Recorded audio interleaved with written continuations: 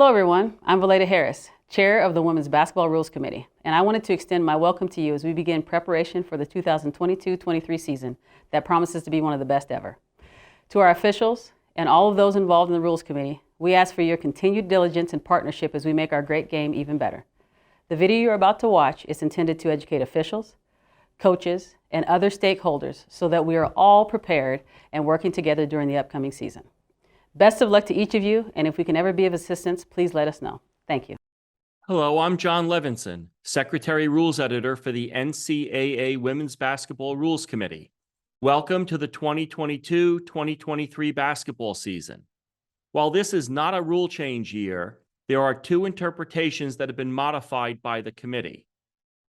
Only when using replay, when a foul is committed on or by a teammate of the shooter, the foul is considered to occur when the illegal contact is observed and not when the official signals the foul. Similar to determining whether a foul was committed prior to the game clock or shot clock expiring, officials will now determine when the foul occurred based on the illegal contact and not their whistle. Keep in mind that these plays are only reviewable when the try was successful.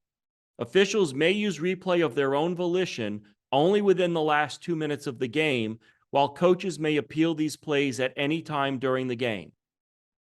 When replay triggers an electronic media timeout, the replay review and timeout will run concurrently. Last year, the Rules Committee determined that replay reviews would trigger an electronic media timeout, provided the media timeout had not yet occurred. This change was intended to reduce the number of stoppages in continuous play, and while it did that, it did create some lengthy stoppages. The committee has modified the interpretation so when replay triggers the media timeout, the review will occur simultaneously with the timeout. In order to ensure coaches an equitable opportunity to make substitutions, the following procedure will be followed.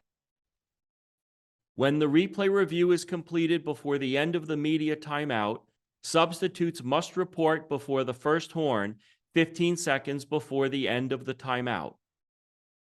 When the replay review is completed after the timeout should have ended, upon completion of the review, the timer will be instructed to immediately sound the horn, followed by a second horn 15 seconds later.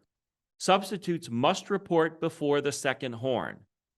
The review is considered completed when the officials have finished all communication with both head coaches and table personnel. Each year, the Rules Committee identifies areas of the game that are in need of additional attention by stakeholders. These are the points of emphasis. The Rules Committee has carried over last season's points of emphasis for this season. To review, they are: enforce the rules as written, faking fouls, traveling, legal guarding position, post play, contact on and by the ball handler dribbler, sporting behavior, conduct. Since this year is not a rules change year, the Rules Committee publishes an online-only version of the rule book that is the only valid rule book. This book includes editorial revisions as well as other revisions made to clarify existing rule language and publication corrections. The rulebook may be downloaded at ncaapublications.com, the NCAA's publishing website. I want to take this opportunity to make all of you aware of an equally important document that is produced annually by the Rules Committee. This is the Casebook, which includes all the interpretations approved by the Rules Committee, as well as examples of plays and their correct rulings. This book is just as important as the rule book and should be studied just as closely as the rule book by coaches, administrators, student athletes, other school and conference personnel, officials, and the media. It is available for purchase in hard copy or download as a PDF from NCAA publications. I hope this information will assist you as you prepare for the upcoming season. Hello, I'm Penny Davis, NCAA National Coordinator of Women's Basketball Officiating. Welcome to the 2022-23 basketball season. I am honored to contribute to the growth of this game by working with our officials, coordinators, and coaches to improve NCAA women's basketball officiating. During this instructional video, we will review some key areas of focus for the upcoming season. As Jon stated, this is not a rules change year, but we do have 2 new interpretations that we will cover. This video is for educational purposes. It should be noted that no attempt was made to embarrass any institution, coach, student-athlete, or official. All videos are selected with the purpose of making officiating better. It is a point of emphasis for officials to enforce the rules as written, and consequently, we need coaches to teach the rules as written and for players to play by those same rules. Enforcement of our POEs must be maintained throughout the preseason, non-conference, conference, and tournament play.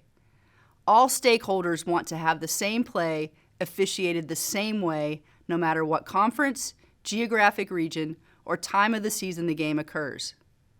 Let's get started.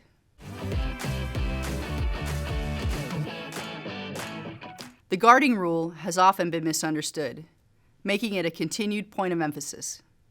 Let's review the 2 key components of the guarding rule. 1, obtaining the initial legal guarding position, and 2, maintaining that position. Obtaining legal guarding position on a player who has the ball is different from obtaining legal guarding position on a player who doesn't have the ball. While time and distance are not required when obtaining a legal guarding position on a player with the ball, it is required when obtaining legal guarding position on a player without the ball. Once a player does obtain legal guarding position, they can move to maintain that legal position as long as a defender doesn't move forward into the player that they are guarding. Once an offensive player becomes airborne, defenders in legal position must stay in their location or jump vertically to defend. Repositioning in the path of an airborne opponent in any other direction except backwards to avoid the contact makes the defender's position illegal. Let's look at some plays. The primary defender obtains initial legal guarding position on the perimeter by having both feet touching the playing court and facing the opponent. The defender then maintains her legal position by moving her feet laterally and backwards. The offensive player creates the contact, moving into the defender's body. This contact is incidental and not a foul by either player. This is excellent defense and a correct decision of a no call by the officials. In this play, the help defender obtains legal guarding position on the ball handler by placing her body in the path of the offensive opponent, and the defender maintains that position. The offensive player attempts to slip past the legal defender and displaces her. The defender obtained their position legally and was displaced by the lower body of the offensive player. While there is embellishment of the contact, illegal contact plus embellishment is still a foul. Correct call by the lead official.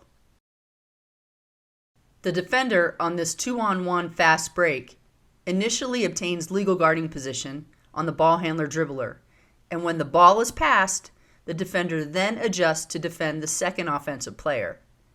The defender is able to obtain legal guarding position and then jumps vertically when the shooter becomes airborne. The contact on this play is incidental and does not constitute a foul. The crew does a good job to referee the defense on this play. Well done. In this example, the help defender attempts to obtain legal guarding position. The defender continues to move forward into the ball handler, creating contact with her forward motion.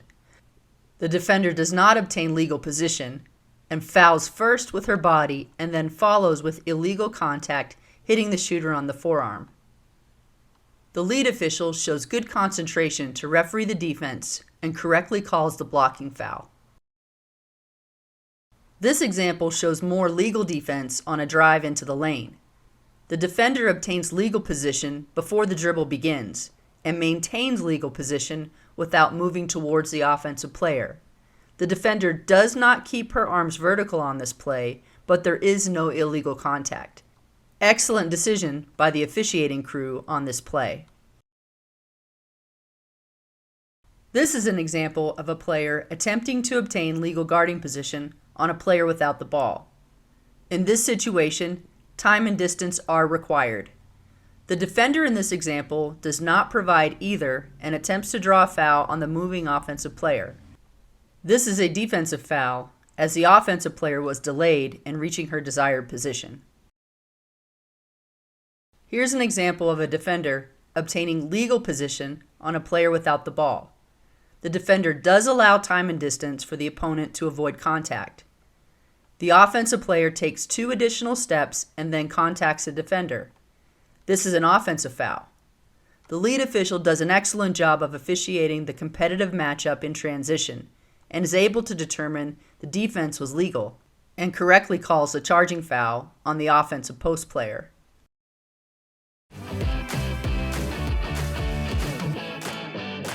Now that we have reviewed legal guarding position, let's add the elements of the restricted area and lower defensive box, or the RA and LDB. With the recently adopted rule permitting coaches to appeal the ruling of these plays at any time during the game, it is imperative that we all have a solid understanding of the factors that go into the RA and LDB. Here are some examples. In this play, the defender attempts to obtain legal guarding position, but is unable to legally position her body in the path of the offensive player before there is contact. The lead referee correctly calls a blocking foul. Notice that the official only gives a blocking signal and does not point to the restricted area. This standalone signal means that the defender was not in legal position and the decision is a regular blocking foul. Coaches, this play may not be appealed since it was not called an RA block. Officials remember to use the stop clock signal first on all fouls. A secondary defender cannot obtain initial legal guarding position in the restricted area for the purpose of drawing an offensive foul, as we see in this example.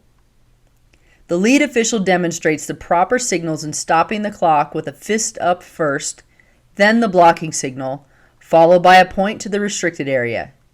While this is a correct call, a coach could appeal the decision on this play since the call was an RA block. When a decision is appealed and the ruling is not reversed, a timeout is charged to the team who appealed. The help side defender attempts to take a charge on the driving offensive player. However, the defender was not able to obtain legal guarding position outside the RA as her left foot is in the RA. The lead official correctly calls the RA block and demonstrates the proper sequence of signals at the spot of the foul. This is a play that could be appealed by a coach. The help side defender attempts to take a charge on the player who has released the ball for a pass to their teammate in the corner. The defender is located inside the RA. An offensive foul is initially whistled on this play and then corrected by the crew to an RA block. The crew must also discuss the status of the ball when the official blew the whistle to call the foul. When the player is in the act of shooting and the whistle is blown for a defensive foul, the goal will count. The decision to score the basket can be appealed when there's a foul by or against a teammate of the shooter. Updated approved ruling 28 found in the casebook will be implemented this season on this play. That ruling states that when at replay, officials will use the status of the ball when the illegal contact occurs and not when the official recognizes the foul to determine if the goal should count. The restricted area is not in effect when the offensive player with the ball is within the lower defensive box when they start their move to the basket. To review, the lower defensive box, or LDB, is an imaginary box designated by 2 tick marks on the end line and the second lane space marks from the free throw line, and distinguishes when the restricted area rule is or is not in effect. A player is considered to be in the lower defensive box when any part of either foot is in or above this area. In this example, the offensive player receives the ball inside the LDB, and the defender does obtain legal guarding position. The restricted area is not in effect on this play. The lead official correctly rules an offensive foul. Coaches, this play involving the RA LDB can be appealed when you see the official call an offensive foul. Similar to the previous play, the offensive player starts the move to the basket within the LDB, which means that the restricted area is not in effect and a defender can obtain initial legal guarding position on this play. This is correctly called an offensive foul by the lead official. The officials are permitted to review this play on their own volition without a coach's appeal, since it occurs in the last 2 minutes of the fourth quarter. The same will be true in the last 2 minutes of overtime. One final scenario for appeals deals with offensive fouls called on plays that could involve the RA or LDB. In these two examples, there are crashes on plays to the basket that could involve the restricted area and LDB. When the officials signal an offensive foul, the play can be appealed. In these examples, the defense does obtain initial legal guarding position outside of the restricted area, and the officials are correct.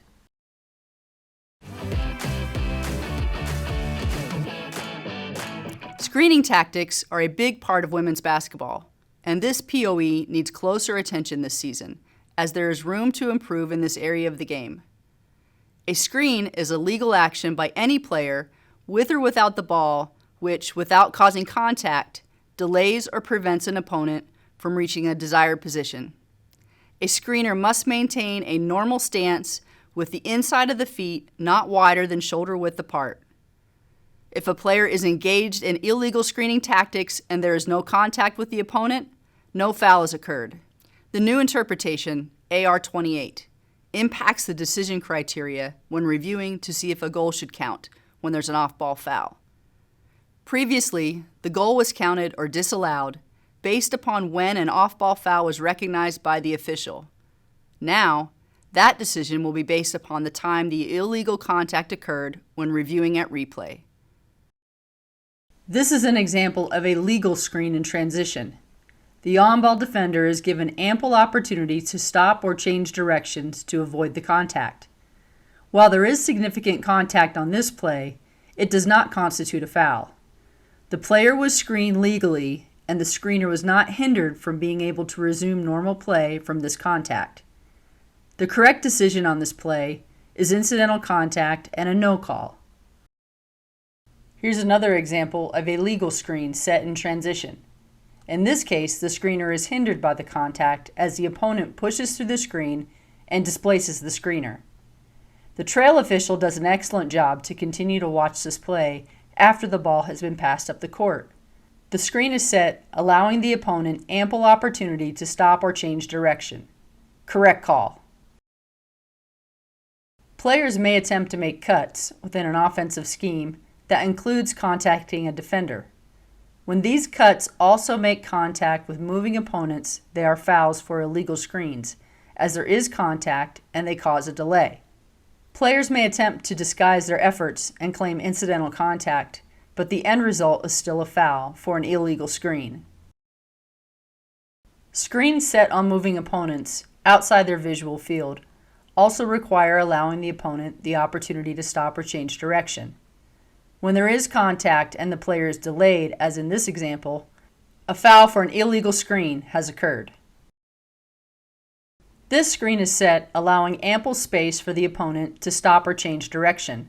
However, the screener's stance is too wide, as it is beyond a normal stance, where the distance measured between the inside of the feet is not wider than the player's shoulders.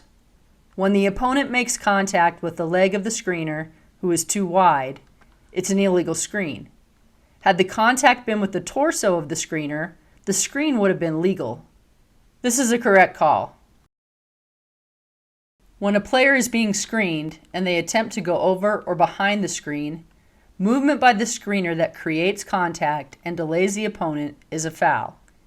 In these examples, when the defender attempts to go behind the screener and the screener rolls or moves into the path of the opponent and contacts and delays them, the screener has committed a foul. It should be known that a ball handler can also be a screener. In these examples, the ball handler/screener does not allow the moving opponent the opportunity to stop or change directions. These ball handler screens are usually related to handoff plays like we see here. When the defender is contacted and delayed because the screener did not allow the moving opponent the opportunity to stop or avoid the contact, an illegal screen has occurred.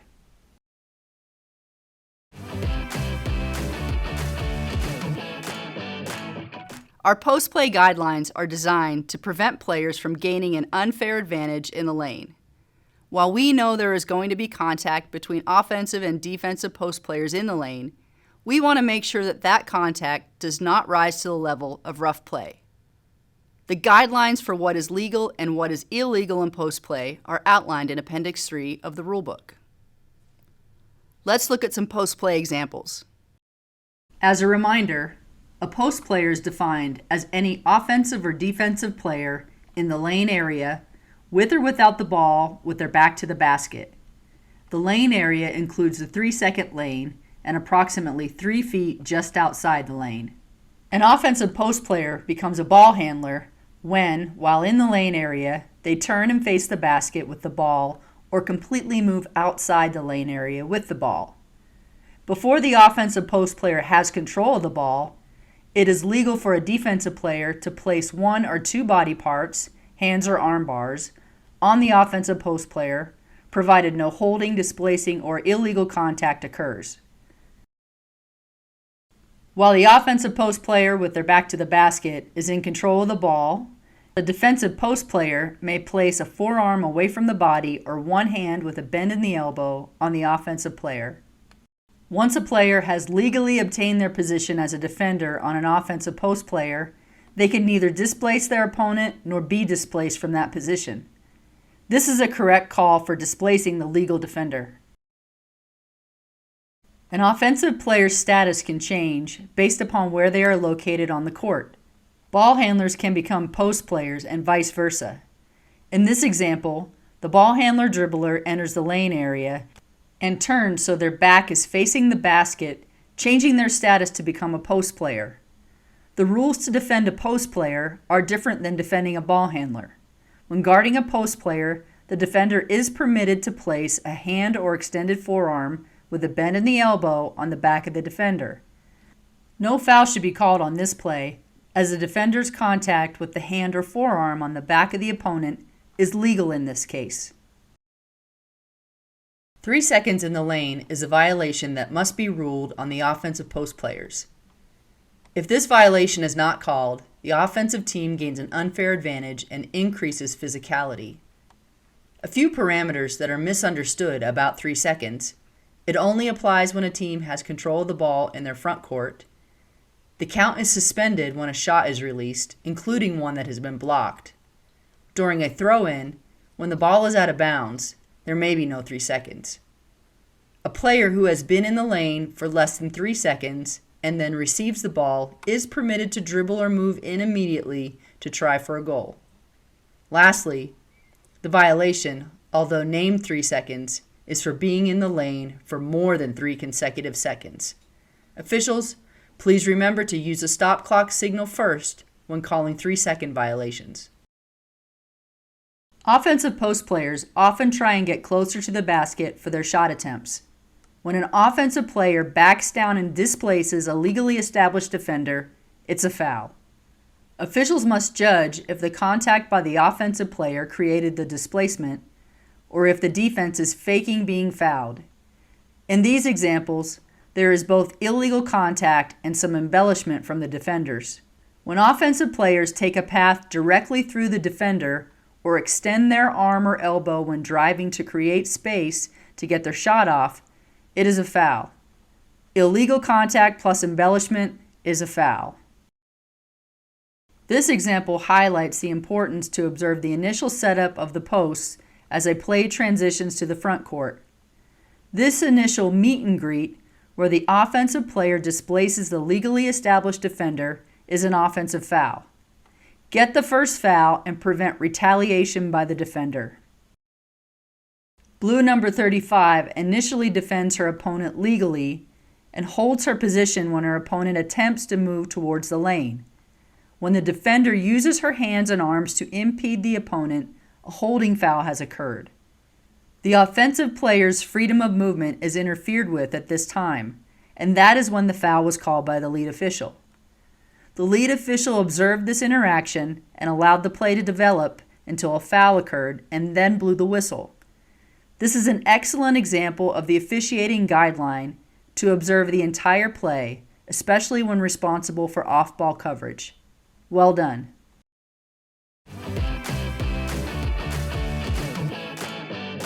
The Rules Committee was pleased with the improvements made in the enforcement of Rule 10.10.5. Thank you, officials and coordinators, for your work in this area, and a thank you to the teams for adjusting to this renewed focus. Our games were better because of this work. Officials, you enforced this, and the coaches and players made adjustments, allowing for freedom of movement in our guard play. We all must continue this same effort all throughout the season. The defender on this play places their left hand on the ball handler as a hot stove/measure-up touch. This is permitted, but when the defender places their right hand on the body of the dribbler, they have committed a multiple touch foul. One measure-up touch is permitted on the ball handler, and any subsequent contact by the defender using either the front or back of the same hand or using the other hand on the ball handler dribbler should be ruled a foul. The official calls this foul when the second hand is placed on the ball handler, as this is an automatic foul per the rules. Correct enforcement. The defender contacts the ball handler dribbler with two hands. This is an automatic foul and correct enforcement of 10.10.5. The proper sequence of stopping the clock with a fist up and then immediately signaling two hands on the dribbler is shown here. Nice job. The defender on this play places an extended forearm on the dribbler. The trail official correctly calls this foul as an extended armbar placed on the dribbler, which is an automatic foul per the rules. Correct enforcement. It is critical that officials consistently enforce these guidelines from the start of the game until its conclusion, regardless of time and score, and from the beginning of the scrimmage exhibition games until the last game of the season. Contact on and by the ball handler dribbler is the point of emphasis, and it's important to remember that the ball handler dribbler cannot make illegal contact with the defender. In this example, the dribbler extends her forearm, contacting the defender and displacing her. This is correctly ruled an offensive foul. The defender briefly contacts the ball handler dribbler with one hand as permitted, and then continues to defend the dribbler in transition until the dribbler uses her forearm to displace the defender. The trail official maintains an open look between the players as they transition up the court and is able to clearly view this displacement created by the dribbler. Nice job. When the ball handler pushes and displaces the defender, an offensive foul has occurred. Good call by the trail to detect the overt push by the dribbler. Let's all continue to work to allow freedom of movement with our ball handlers and their defenders.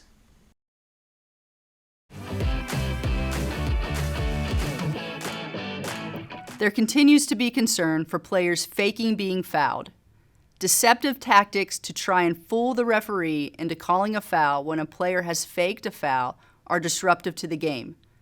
While it's part of the game to try and draw a foul from an opponent, the overt embellishment and clear fakes are harmful to the image of our game. The goal of this as a point of emphasis is to reduce the prevalence of these occurrences by discouraging players from this behavior and to train officials to detect these tactics and not fall for the fake. Here are some examples. In this example, the defender fakes being fouled and falls to the court.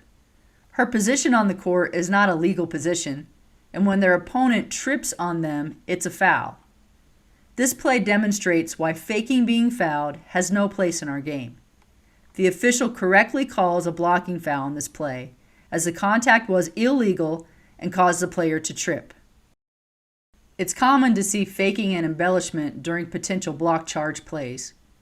Officials need to discern if the offensive player changed direction and avoided the contact or made enough contact to displace an opponent. These examples show attempts by the defenders to fool the referee into calling fouls. Shooters embellish or fake being fouled by falling down following their perimeter shots. Officials must remain diligent to officiate jump shooters until they return to the court. Players will stop faking on this play when they are no longer being rewarded for the fakes. The Rules Committee is concerned with an increase in the number of situations involving faking being fouled. That's why it is a point of emphasis. Let's all do our part to get faking, overt embellishment, and flopping out of our game so we can all maximize the safety and enjoyment of this great game.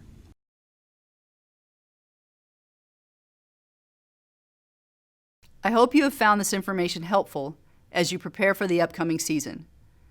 This video is intended to be the beginning of the learning process for the upcoming season for officials at all levels. Let's work together so we can increase consistency across the officiating community as we all enforce the rules as written and our points of emphasis throughout the entire season. Thank you for all your preparation, efforts, and service to the game. Have a great season.